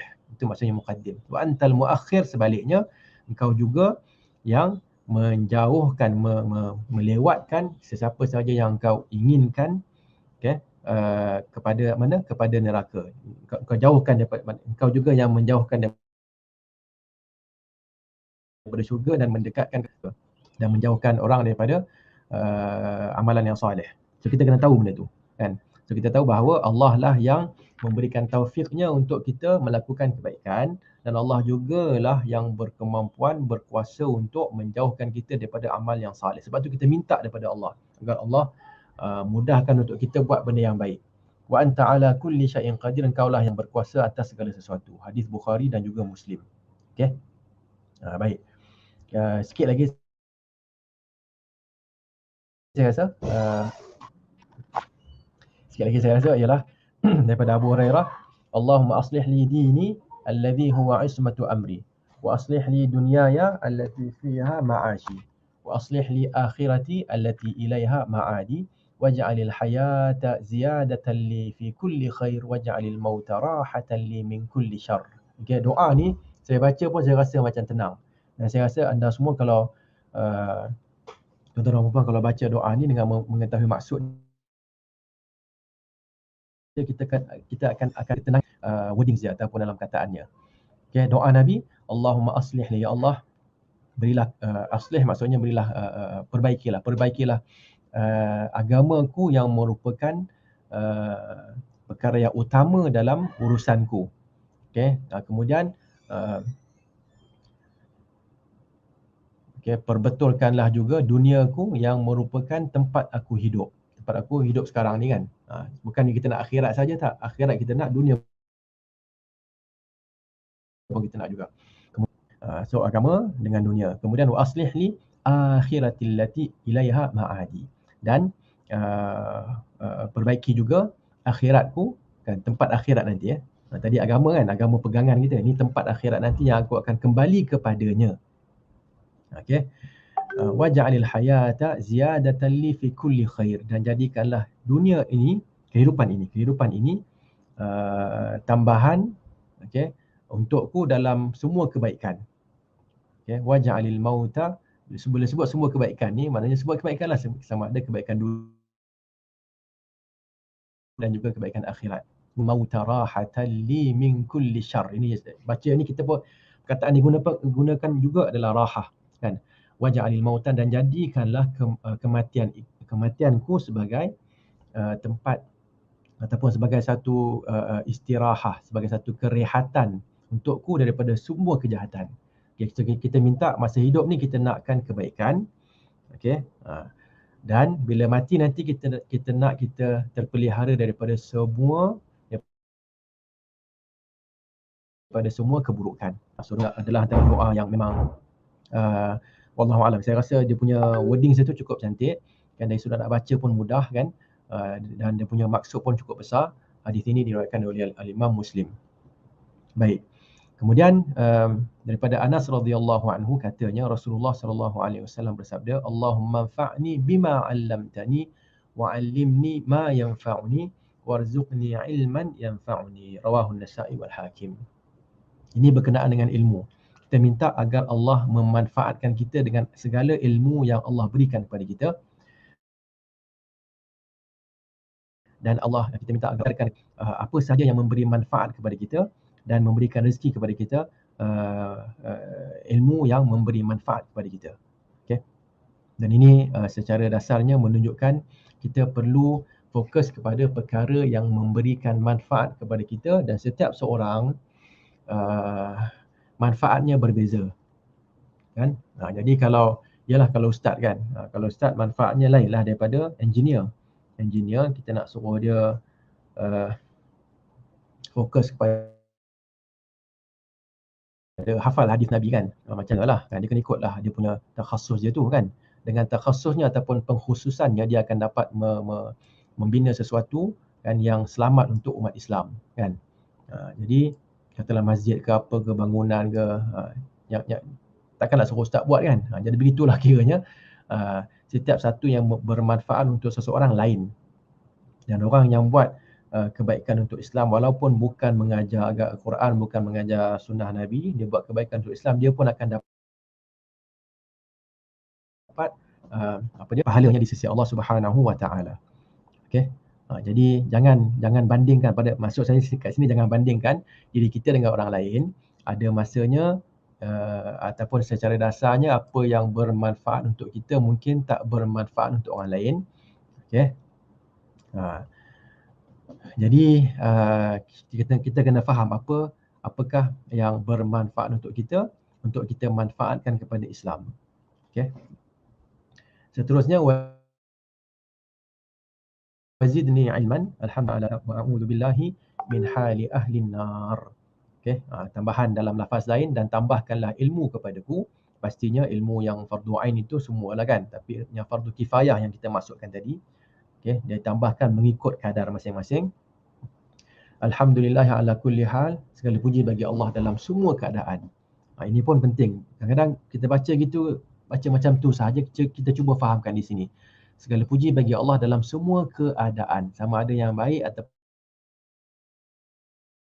yang buruk, kita tetap membahagia. Wa a'udzu billahi min hali ahli nar, dan aku berlindung dengan Allah daripada keadaan ahli neraka, yang sama ada di neraka nanti ataupun di sini, iaitu mereka kufur nikmat kan, mereka tak mensyukuri apa yang Allah berikan kepada mereka. Okey, seterusnya ialah sikit lagi je, 2-3 lagi. Daripada Aisyah radhiyallahu anha bahawa Nabi sallallahu alaihi wasallam allamaha hadzal du'a. Nabi mengajarkan kepadanya doa berikut, Allahumma inni as'aluka minal khairi kullih ajilihi wa ajilih. Ya aku meminta daripada kebaikan. Okey. Semua kebaikan. Daripada kebaikan itu aku nak semua kebaikan. Okey. So jangan ini adalah doa yang kita menunjukkan tamak. Betul lah, kita tamak kepada apa? Kepada apa sahaja bentuk kebaikan kita nak, ya Allah, kan? Berikan kepada aku apa sahaja kebaikan. Ajilihi wa ajilih, sama ada kebaikan yang dekat ataupun kebaikan yang kemudian, dunia akhirat, kan? Ma alimtu minhu wa ma lam a'lam. Kadang-kadang kita nampak kebaikan itu pada kereta. Sebenarnya mungkin kebaikan itu bukan pada kereta, kan, pada benda lain, kan? Kebaikan itu pada duit yang banyak sebenarnya, okay? Jadi apa yang aku tahu dan apa yang aku tak tahu pun aku minta juga, ya Allah, kan? Dan kehebatan doa-doa dalam hadis dan juga dalam sunnah Nabi ialah biasanya akan dinyatakan secara berpasangan. Kat sini kita dah minta, kan. Jadi apa yang kita nak minta untuk dapat dan minta untuk dihindarkan. Okey, seterusnya wa a'udzubika, ini adalah minta untuk dihindarkan. A'udzubika minasyarri kullihi. Aku berlindung dengan engkau daripada semua bentuk keburukan, ada je yang dekat ataupun yang jauh. Ma alimtu minhu wa ma lam a'lam, apa yang aku tahu dan apa yang aku tidak tahu. So kita membiarkan urusan ini kepada Allah Subhanahu Wa Taala, biar Allah yang tentukan apa yang baik untuk kita dan biar Allah tentukan apa yang buruk untuk kita supaya Allah hindarkan kita daripada keburukan itu. Okey. Kadang-kadang kita tak tahu sekarang, kemudian nanti baru kita tahu, kan? Kadang-kadang kita kena masuk kursus itu, kursus ini, macam-macam kursus kena masuk, kan? Dipaksa lah, kan? Kalau kita kerja begitulah. Tiba-tiba, penting kursus ini adalah aku dapat membuat satu keputusan yang benar, yang betul, kan? Okay, dalam kursus tu pensyarah tu sebut sekian-sekian. Oh, ini menunjukkan ada sifat kemanusiaan kena ada. Kena ada dia panggil ruhul qanun ataupun apa? Budi bicara, kan, yang tinggi semasa kita nak mentadbir sesuatu. Okey. Baik. Teruskan lagi. Allahumma inni as'aluka min khairi ma sa'alaka 'abduka wa nabiyyuk. Ini pun doa yang cukup hebat. Ya Allah, aku meminta daripada engkau daripada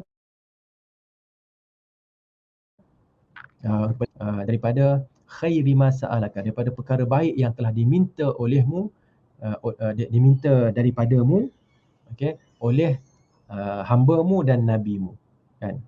Okey. Wa a'udzubika min syarri ma 'adza bihi 'abduka wa nabiyyuk. Artinya kat sini nak bagi ringkas, bagi mudah sikit. Ya Allah, kita kadang kita tak tahu nak minta apa, kan? Nak minta rumah, okey, nak rumah tak bocor lah, apa semua, macam-macam kita nak minta, kan? Tapi yang lebih baik lagi adalah kita minta apa yang Nabi minta, kan? Ya Allah, aku macam apa yang Nabi minta daripada engkau. Okey, dan aku berlindung dengan engkau, ya Allah. Sama seperti perlindungan yang Nabi SAW minta perlindungan daripada perkara-perkara itu. Okey, kerana dia lebih mengetahui, kan? Kemudian, Allahumma inni as'aluka al-jannah wa ma qarraba ilaiha min qawlin aw amal. Ya Allah, aku meminta agar engkau mengurniakan kepadaku syurga, jannah, dan apa sahaja yang mendekatkan kepada syurga, sama ada qaul atau depan ataupun perbuatan. Okey. Jadi kita minta yang tu agar kadang-kadang kita tak tahu, ada beberapa persimpangan yang ini bagus ke, ya Allah, tunjukkanlah mana amalan yang lebih mendekatkan untukku ke arah syurga. Sebaliknya juga sama, wa a'udzubika minan nar wa ma qarraba ilaiha min qaulin aw amal. Dan aku juga berlindung, ini yang kita sebut tadi sebagai pasangannya, kita berlindung dengan Allah daripada neraka dan apa sahaja yang mendekatkan kita kepada neraka, sama ada perbuatan. Okey. Kadang-kadang kita kalau kita doa-doa, kalau kita berdoa dengan doa-doa ini dengan memahami maksudnya dan menghayati maksudnya, kita akan perasan satu masa nanti, ya, aku doa yang ni apa yang Allah bagi, ya. Oh, ada satu ketika itu aku nak cakap benda ni tapi aku tak cakap. Tiba-tiba orang yang cakap tu kena hukuman ke apa ke. Oh, begitu sebenarnya, kan? Nampak? So kena ingat, benda-benda ni kadang-kadang tak nampak sangat pada kita kecuali selepas benda tu berlaku. Okay, tapi kita minta yang perkara-perkara yang dinyatakan dalam sunnah ni cukup besar maksudnya. Okey. Wa as'aluka, ini yang paling hebat juga. Wa as'aluka an taj'ala kulla qada'in qadaitahu li khaira.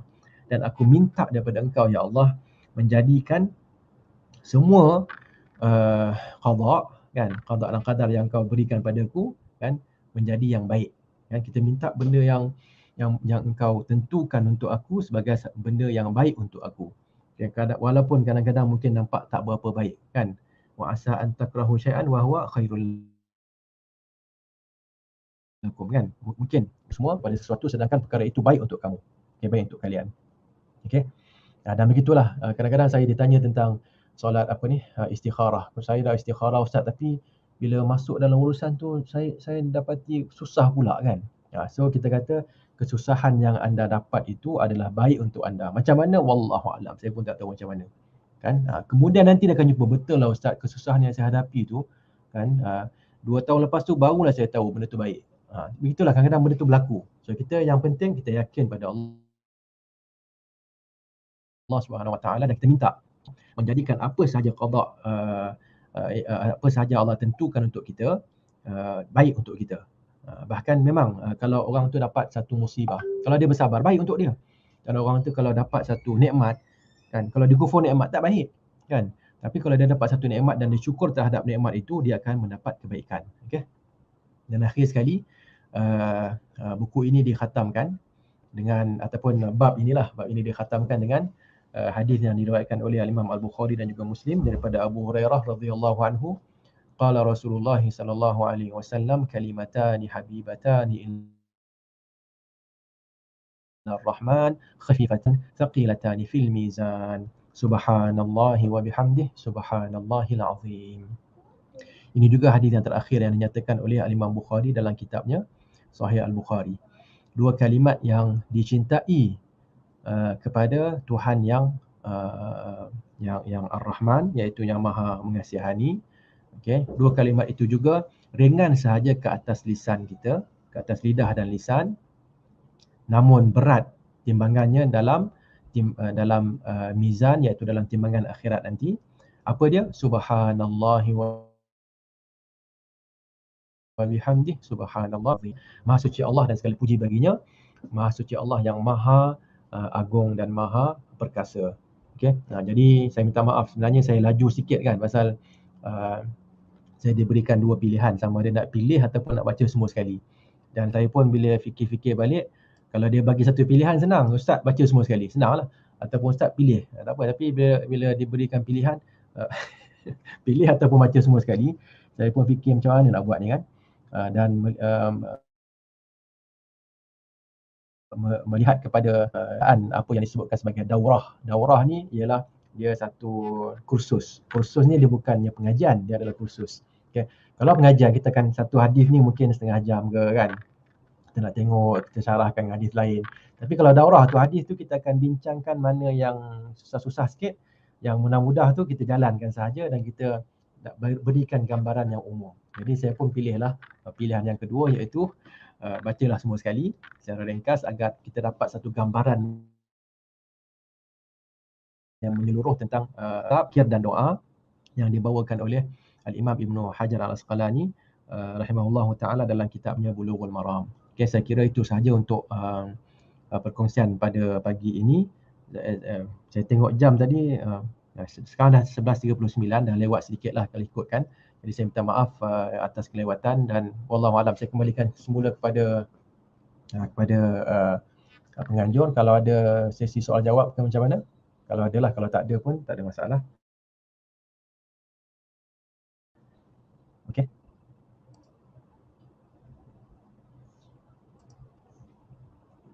Adakah kita nak bagi sesi soal jawab ataupun kita ada satu soalan ustaz. Ada ni. Okey, silakan. Okey, baik. Mana nak baca soalan tu? Dia dekat skrin ustaz. Oh, dekat skrin saja. Berdoa ketika sujud pada setiap rakaat, adakah dibenarkan doktor? Ya, dibenarkan. Di situ tidak pun mengatakan, hadis yang saya bacakan tadi tu tidak pun mengatakan doa itu berada di sujud yang terakhir, tetapi secara umum sahaja. So boleh saja kita memperbanyakkan doa, fa'kthiru fihi minad doa, perbanyakkan doa, kerana masa sujud itu adalah kondisi yang paling dekat antara seorang hamba, antara kita dengan Allah Subhanahu Wa Taala. Kita meletakkan dahi kita yang paling mulia ni di tempat yang hina, iaitu di atas muka bumi, menunjukkan betapa hinanya kita kepada Allah Subhanahu Wa Taala. Mengarahkan kita untuk memperbanyakkan doa. Boleh sahaja kita baca pada setiap doa, tak ada masalah. Tetapi kalau kita jadi imam, kena fahamlah kan, kalau kita jadi imam dan ialah kan imam tu pula imam solat subuh ataupun solat solat subuh dekat RNR contohnya kan, orang pun bukanlah nak duduk sana lama-lama, kita pula baca panjang-panjang, dah lah baca panjang, sujud pun panjang kan. So kena sesuaikan dengan keadaan dan juga dengan tempat insya-Allah. Dan akhir tetapi pada semua sujud. Wallahu a'lam. Ada lagi? Adakah yang mengamalkan 786 itu termasuk dalam ayat Al-Kahfi 104? Ayat Kahfi 104 ni apa dia? Sekejap Okey. Al-Kahfi 104. Alah. Okey. Saya ingatkan nak jumpa nombor 786 kat sini kan. Fi kamanat sitah kan. Rupanya alladzina dhalla sa'yuhum fil hayatid dunya wa hum yahsabuna annahum yuhsinuna sun'a. Maksudnya mereka yang sesat usaha mereka di dunia ini dan mereka menyangkakan bahawa mereka melakukan perkara yang baik. Zahirnya begitulah kan. Bila tak ada dalil yang menguatkan kenyataan kita kan, maka apa yang kita buat itu adalah menyalahi secara dasarnya begitu. Okay? So kita nak letak nombor tu, apa saja nombor lah, kita nak letak nombor kena ada dalilnya. Okay, baca ni 100 kali. Apa dalilnya? Nabi sebut. Baca ni 10 kali. Apa dalilnya? Nabi sebut. Tapi setakat ni baca ini 786 marrah. Tak jumpa lagi 786 kali. Belum jumpa lagi. Tetapi adalah ila 700 dha'fin, bacaan perbuatan itu akan sedekah contohnya akan pada 700. Adalah dalam ayat Quran kan. Kamathali habbatin ambatat sab'a sanabil. Satu sedekah itu akan habbah, satu biji yang akan bercambah kepada 7 kan. Fi kulli sumbulatin mi'atu habbah. Pada setiap dari setiap satu itu ada 100 pula kan.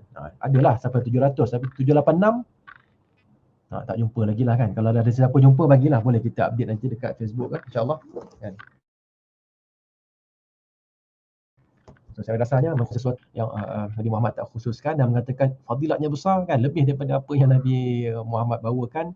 Itu termasuklah ayat berapa tadi? 104 Al-Kahfi. Wallahu a'lam.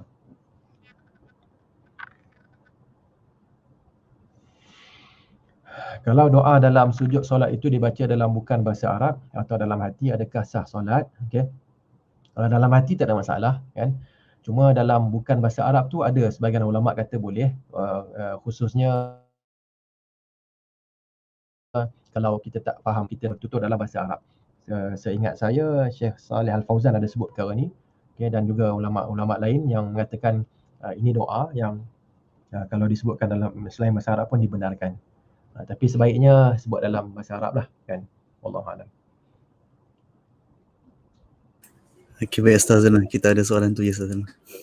Okey, so dengan itu siapa nak tutup? Ana tutup ke ataupun antum tutup? Tak apa Ustaz. Ana tutup. InsyaAllah. Okey, baik. Jazakumullah khair Ustazana.